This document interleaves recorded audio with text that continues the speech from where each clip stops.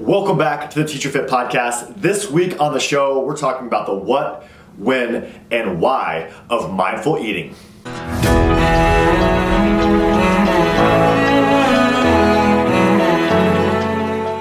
Welcome to the show. It is back to school season.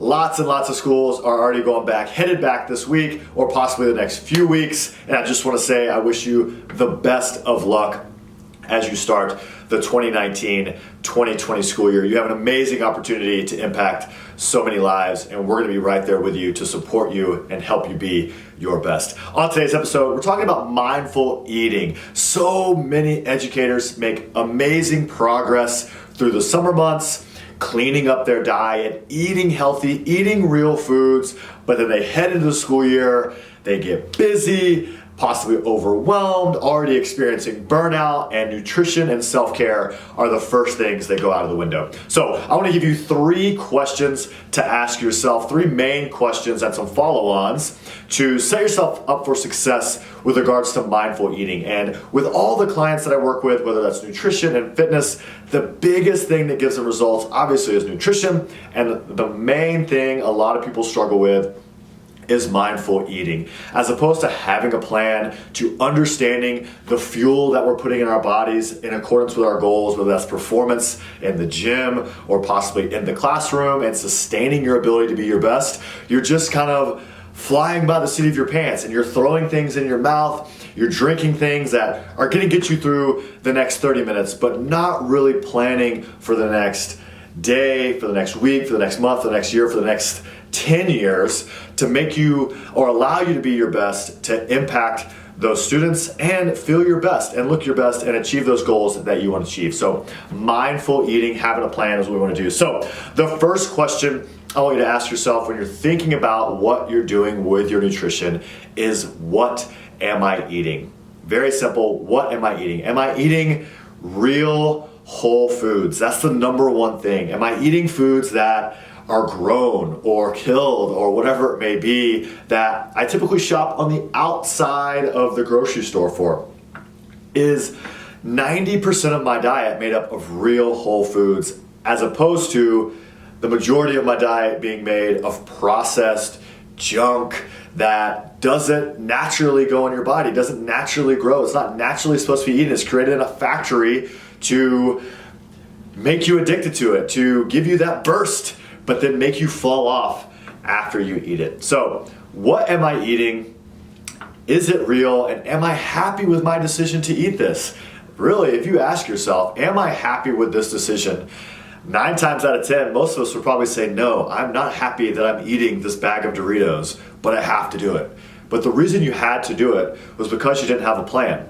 You didn't plan to set yourself up for success. You didn't set a plan in motion for your day, for your week, when you had that extra time to eat healthy food, to eat the things that you need and want to eat to be your best. So, what are you eating? Number 2, why am I eating?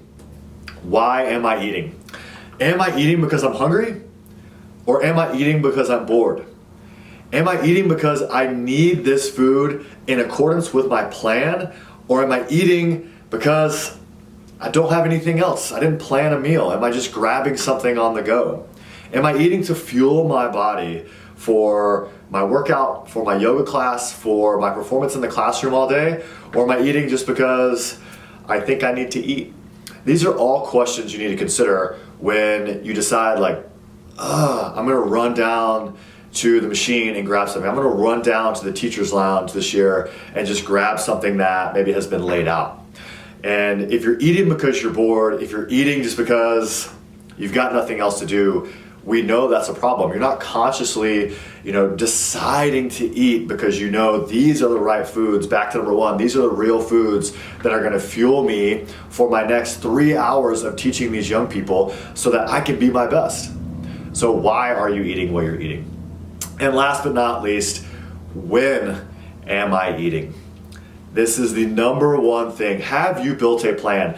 9 out of 10 people that I work with are not planning at the beginning, and if they just put a plan in place, I'm gonna eat this for breakfast, I'm gonna eat this for lunch, I'm gonna eat this for dinner, and then I'm gonna put these snacks in because I know this is where I get hungry, and these are the foods that I need that are gonna taste good, that I like, that are gonna give me the energy that I need and support the goals that I'm pursuing, whether that's weight loss, general performance, to tone up, to add muscle, whatever that may be. And if you're unplanned, you're setting yourself up for failure. I can't explain that any more clearly. If you don't have a plan, you plan to fail. We've all heard that. You set all these plans in place. You have planning periods, most of you, for the things you're going to teach. Why wouldn't you have a planning period for what you're going to eat that week? And I think Sunday is a great day, maybe Saturday, Sunday morning. Hey, these are the things I'm going to eat for the week. And you don't have to stick to that plan 100% of the time, but that plan allows for flexibility so that you're eating that 75 to 85% solution, which is going to get you better results than just figuring out on the fly. There should never be a time, if you're actually eating consciously, that you're like, I'm headed to work, I'm just gonna grab a bagel here and throw that in, and maybe I'll grab a Diet Coke because I didn't get a coffee that's a little bit better for me. There should never be that scenario when you're heading in to teach for the day, and that's only putting you at a deficit for energy and success when you're heading into your classroom, and your students deserve more than that. Are you eating sitting down with a colleague? Are you eating sitting down at home because you plan to have time to eat a high quality meal? Or are you always eating on the go? And if you're always eating on the go, which a lot of teachers do, they grab something in the morning, they don't have time, they grab something between classes, they grab something during a planning period, they're just go, go, go, then again, we're not setting ourselves up for success. So I would encourage you to always sit down to eat, whether that's in your classroom and you bring that meal out that you plan for, or you go somewhere and you sit down with a friend, because if you're sitting, you're being more conscious about your decision making. You're eating slower, you're chewing your food more. Surprisingly, all these things are gonna naturally make you eat healthy. They're gonna naturally allow your body to process in a healthier way that's gonna set you up for success. So 3 questions for mindful eating. I could talk about this all day. What am I eating? Am I happy with that decision? Why am I eating it?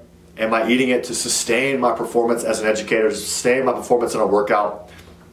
When am I eating? Am I eating consciously and taking time to eat the foods that I planned, or am I just on the go, flying by the seat of my pants? That's the episode today, guys. Let me know if you are a mindful eater or this is something you need to work on. If you have questions, hit me up. If you want to be a part of our September kickoff, September 1st, for our Nutrition Reset, our back to school program, the link will be below and on the social media platforms, TeacherFit.fit. Get signed up, less than $9 a month for our back to school special and 6 weeks of nutrition focused reset. Have a great day. I'll see you next time.